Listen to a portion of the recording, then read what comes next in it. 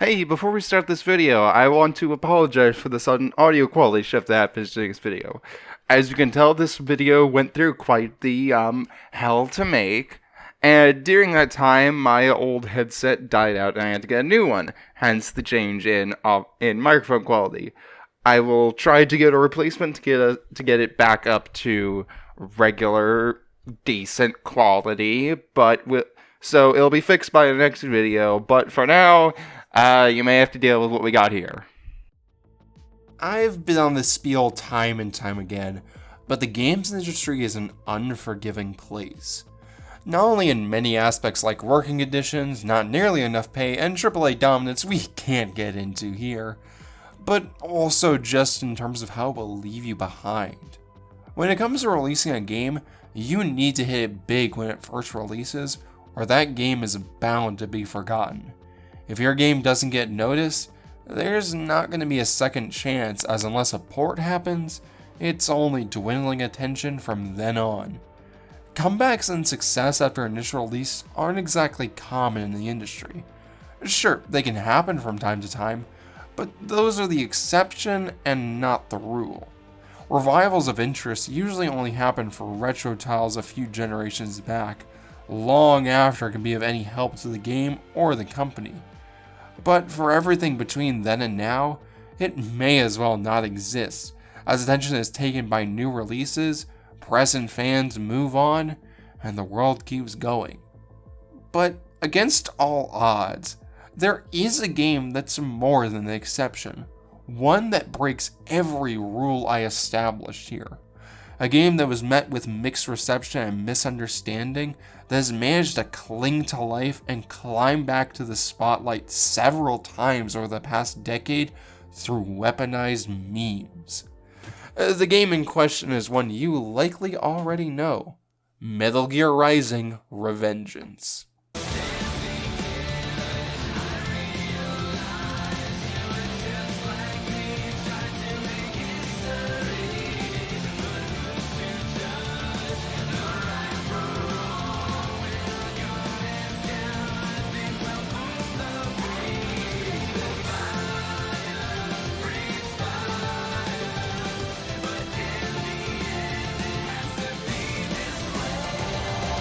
Metal Gear Rising is a spin-off of the Metal Gear franchise released in 2013.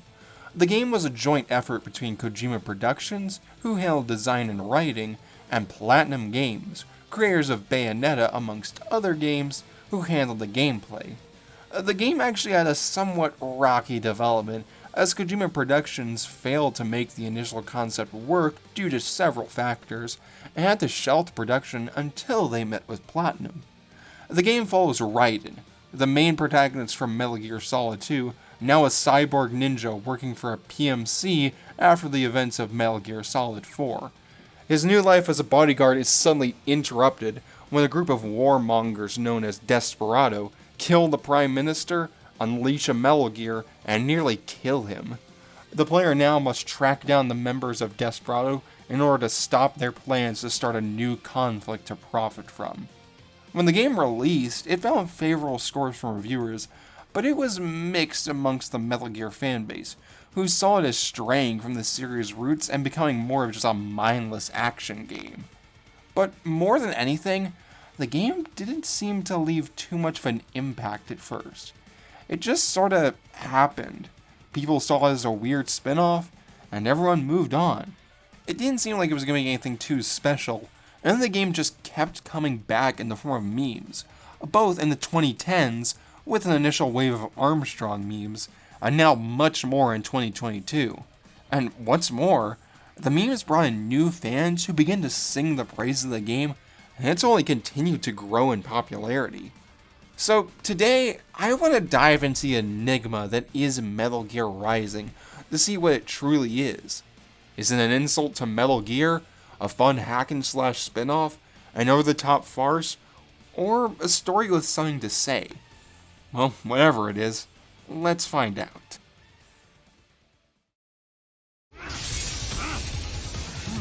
Now I see. You deny your weapon its purpose.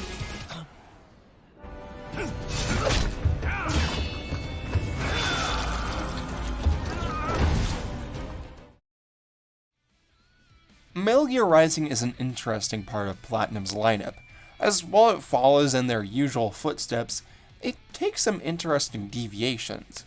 Platinum's usual flavor is pure spectacle, with focus on long combos, flashy special moves, and an overall more slow playstyle where one thinks about how to destroy the enemy in the best way. Metal Gear Rising is not that, however, as it is faster and more aggressive in every way. This is easily shown in even the base controls for the game, as the game keeps attacking as simple as it can with only 2 buttons, one of these also acting as the way to block. That's right, the main way to defend yourself is the exact same as attacking. All you have to do is just time an attack right as an enemy hits. And this being the attack button pushes the player towards aggressiveness, as it's the easiest option to move immediately into wailing on the enemy, and it's easy to block while still wailing on them. But it goes further than this, such as how you heal with the central Zandatsu mechanic. When enemies are at low health, or if you can get a special move off on them, you can enter blade mode and slice them right in half to rip out their spine and heal with the electrolytes. There is no words that can describe just how satisfying it is to tear through enemy waves like this, constantly jumping up and down in health without a care for how low you'll drop because you're about to get an instant heal if you can just kill them. It's one of a kind. And that also brings me to the final mechanic that really helps perfect Metal Gear Rising: Blade Mode itself. One of the biggest gimmicks of Rising is that basically anything in the world can be cut to pieces, and Blade Mode allows you to slash faster and more precisely. While mostly only useful for Zandatsu, this feeling of cutting things into a million pieces is just so satisfying. The cutting system itself is mostly just for fun, outside of a few boss fights that put it to use. But man, is it just such a fun mechanic I haven't seen a game do since, and wish could have been further expanded upon. All of this combines together to create a combat system very different from Platinum's usual fare, as it's fast and aggressive to the max. The game lacks those usual combos, and this puts the player into this state of focusing only on the broad strokes of combat, of when to parry and who to focus on, which lets the game do a lot of the work in making them feel cool, and it works a lot better than you would expect. This shines best in the boss fights, where those broad strokes of combat are able to be turned into a focused test of your skill. In these fights, due to their one-on-one nature, it allows for more skillful combos to parry against, and a fight where you really have to think about how to counter them, instead of just mindlessly slicing them until you can Zandatsu. This creates a sense of weathering these intense storms of attacks, predicting their moves, and striking back to feel like you're destroying them and earning it. Each of these bosses is expertly designed, as they not only all bring in unique mechanics, but also try to teach the player something. Obviously, each boss is going to have their own challenges, and while some are better than others, such as Mistral's minions or Sundowner's shields, each of these will really change the way you have to approach these fights and add a lot to these encounters. But the thing that really makes them shine is how each of them tests the player in their own way. Each one teaches or tests on something new or makes sure that they've learned it good. And this isn't a case of these fights roadblocking you till you use a certain item or technique, as you could still brute force your way through them, but rather it pushes the player to learn these strategies by making it the way to feel like a badass. Whether it be Mistral teaching the player to be more aggressive by allowing the player to cut away her staff and leave her defenseless, or Sundowner allowing you to shut him up if you know how to precisely cut. All of these are not only effective tests for the mechanics, but fun ones too. There's something quite like finally tearing through a boss as you find their weakness and you come out of it as a better player. Overall, the combat system is really wonderful with how it grants that easy power fantasy for the player without it feeling cheap at the same time. Not to mention that the game can throw in a mechanically deep challenge when it wants to, and you have the best of all worlds here. But I'd be lying if I said it was perfect, cause it really isn't the most finely designed combat system, and I have two major problems with it in particular.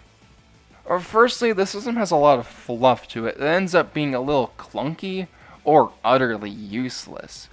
The game has a whole inventory system with sub-items to use, from offensive options like grenades and rockets, to items that replenish your Zandatsu mirror health, and even a whole sub-weapon system, where you get weapons after you beat a boss that replace your heavy attack with something new to add more options. And while this all sounds great on paper, it's less than great in execution, as getting into the menu to swap options in a fight is clunky as all heck, and the weapons themselves are even clunkier to use. The only things that can get any real use if you don't want to kill the game's great sense of momentum is nano paste, because that gets used automatically, and whatever sub-weapons you end up liking the most, because you will not be swapping your options on the fly. And secondly, sometimes the enemy encounters are incredibly annoying to deal with. This isn't a problem in the beginning or end game, but throughout the Denver sections of the game. It gets really bad with throwing enemy types that don't work together.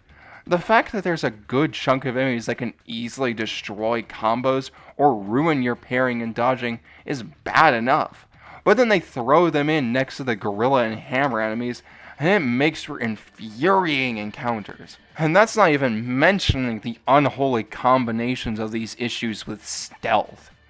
That's right, the lightning-fast action game decides to randomly throw in stealth sections when it pleases. What initially is just a fun nod to its home series gets turned into a real mechanic as the game really wants you to use this box. And that would be a little annoying, but not too big of an issue if it weren't for the fact that not only are these sections poorly designed with the enemy patrol to make it extra difficult and finicky, but also good luck trying to brute force past if you don't want to sneak around, because these encounters are just made unfair by throwing in way too many of the most difficult enemy types. And this causes additional issues, because if you are trying to play with the game and do it normally, this makes it worse, because anytime you get caught from the unfair design, you have to slowly wait to be killed by these guys with no hope of winning. These are easily the lowest points of the game, and nearly ruined an entire chapter for me. But somehow, despite all this, I still found myself loving the whole experience, because when Metal Gear Rising is good, gosh dang, is it seriously good to the point where I forget any frustrations I had from it. Part of this may be helped by the atmosphere and outstanding presentation, so how about we get into discussing that? Come on. Okay. Let's dance. Metal Gear Rising is a game that loves its stylishness, and the presentation for this game reflects that nature.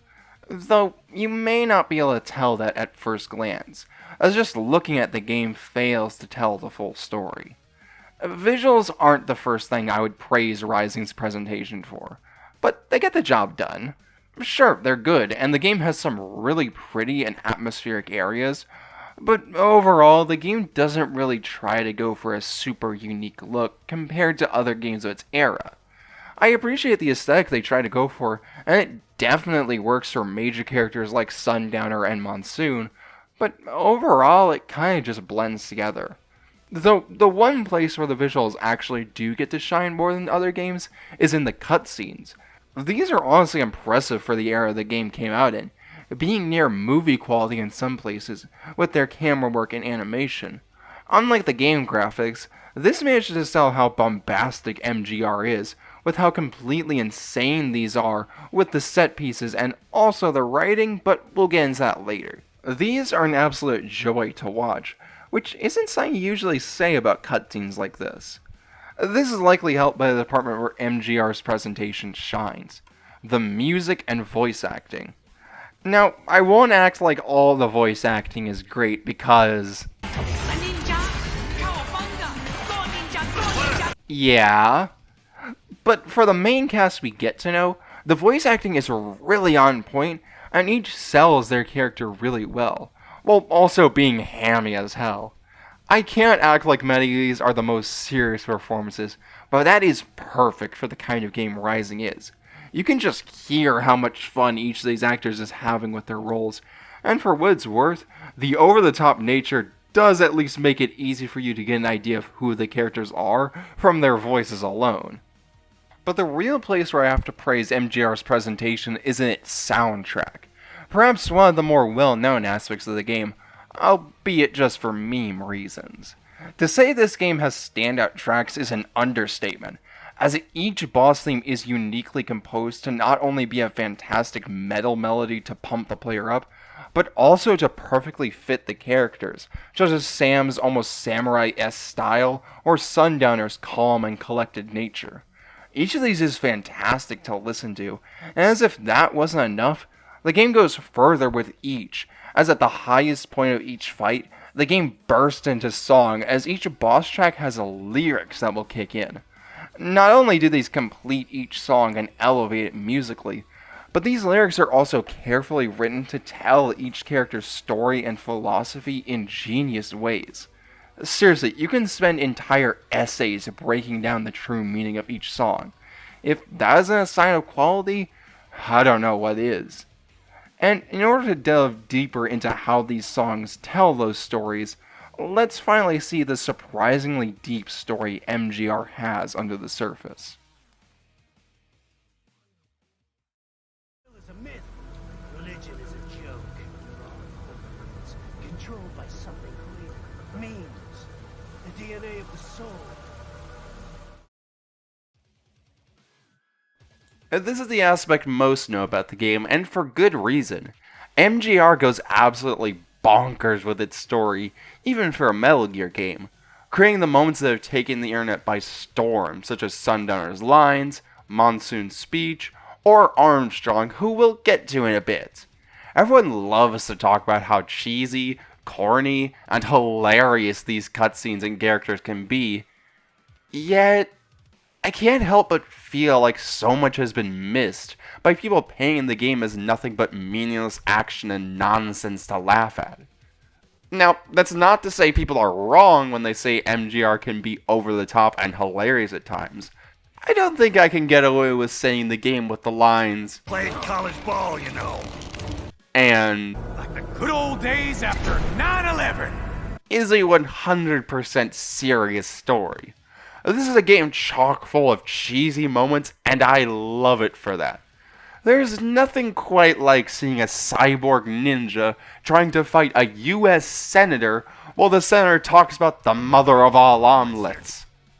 I wish I could explain this aspect more, but I don't know if there is much that doesn't speak for itself. I mean, just look at the footage on screen right now. This is comedy gold and needs no explanation. These are definitely the aspects that have kept making the game so popular, with just how memeable it is. But that's not all there is to Metal Gear Rising. It's not just a hilarious romp to turn off your brain. It's not just set pieces that make no sense together. And it certainly isn't a story without something to say. So let's start breaking down what MGR actually has in terms of writing. One of MGR's main themes is about people and the ways they can affect others through ideas and ideologies. This is shown through the game's cast, which, while hilarious and over the top most of the time, actually are written with fascinating philosophies and ideas behind what they do, such as Mistral simply believing that everyone naturally belongs somewhere and that fighting is where she belongs, to Sundowner, whose warmonger nature is because he truly sees combat and bloodshed as the most beautiful and natural part of humanity. While some of this is hidden away in codex or in their theme songs, these are still excellent bits of writing and key to Raiden's own story. As at the center of this theme sits another character, Monsoon and his philosophy. Because MGR is a game all about memes. No, not the internet kind. The original definition of meme, meaning an idea that can be transferred and mutated like a gene. While this is a key part to another interesting philosophy with Monsoon, believing that nothing matters because we are all simply the results of our conditioning and thus have no real control, memes also factor into the rest of the story. For each character he meets, Raiden gets a chance to have their philosophies clash, not only creating interesting dialogue that leaves the player with questions and something to think on, but also having their ideas spread to each other. And this is where we finally dive into the meat of Raiden's arc throughout the game, because his arc is centered around this examination and taking in of ideas. Raiden in Metal Gear Rising is someone who doesn't quite know what they wish to do or why they do it. He thinks he knows at the start of the game, wanting to now protect people from the hardships of war he faced and end it forever. But he begins to question that idea as he meets with each member of Desperado, and they begin to make him question this. Mistral makes him consider that he can't live a normal life like other people. Monsoon calls him out on using this as an excuse for vengeance and bloodshed. Sundowner makes him face the fact that no one really wins from this bloodshed. And Sam offers the final question for him to examine his reason for continuing to fight. Is it because of the justice he says, or simply because he enjoys the fight? Raiden shifts and changes as these ideas are reflected on, with Raiden realizing he can't go on with this peaceful life he's tried to settle into if he wants to get what he wants, accepting that his darker elements are part of who he is, and realizing that fighting for justice is more murky and gray than he initially thought. Raiden's arc is all about coming to terms with these uncomfortable truths about himself and trying to accept them, and this all culminates in the final battle with Armstrong. While this confrontation is the highest point of goofiness in the entire game, it also holds these deeper elements, as Armstrong does what every other character has done and makes his goals and philosophy as clear as possible: to end the current bureaucratic America, the weak and cowardly people like the Patriots running the country, and the constant pointless wars, to create a stronger world of the truly free and driven. And Raiden finds himself with a realization. Armstrong is the same as him, perhaps more unhinged and far less moral in achieving his goals, but both of them strive for the same end goal of ending these wars. Yet, even if they could be on the same side, Armstrong is too far gone with his methods, and Raiden cannot convince him otherwise, even once Armstrong shows his true colors. And the two are left having to fight, Raiden accepting that he isn't sure if this fight is true justice or simply anger. This is all perfectly summed up with the final theme of "It Has to Be This Way," a culmination of Raiden's questioning and unsureness of how truly righteous he is in this crusade through his methods, whether he's any different from the warmonger across from him, but accepting that this is just how the world turns, and hoping he may find a better way in the future. It's a story about accepting a messy world, one full of so many ideas that seem insane at first, yet may be more similar to you than you would think, and one of trying to find a way to move forward and create change in an unchanging world without falling to evil. It's a game about a lot of things, but I think it comes together beautifully in this ending, in ways that most people don't give it credit for. It's not just a farce to laugh at, but rather an interesting examination of a character and their morality, ending with an approach that I haven't seen before, giving us the message of, I don't know. It's too complicated to boil this down. And I think it deserves a lot more praise for that, rather than just laugh at the funny senator. But let's finally wrap all this up. At least we can give them a chance, huh? Oh, oops. An imperfect solution for an imperfect world. Metal Gear Rising is a strange game of many contradictions. It's both an utter blast to play with some of the best bosses I've seen, while also having sections that make you want to tear my hair out and plenty of worthless mechanics. It's a game that can blend in with the rest of its generation, while also being the most stylish game ever. It's both the silliest and most outrageous farce there is, and also a truly deep story about growth, ideas, and the way they shape the world. So, as for that question I posed at the beginning as to what MGR is, I can't give a simple answer after all. All I know is that I love it. Even now, Metal Gear Rising continues to only grow. While the current meme wave is dying down, the appreciation for Metal Gear Rising's gameplay, music, and themes lives on stronger than ever, and this more genuine appreciation of the game is what continues to spread.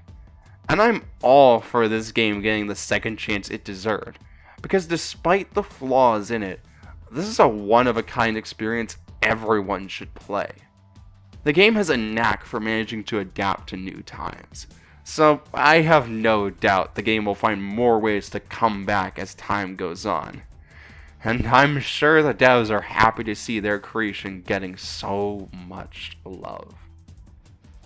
But that's all for now. See you guys in the next video, wherever that takes us.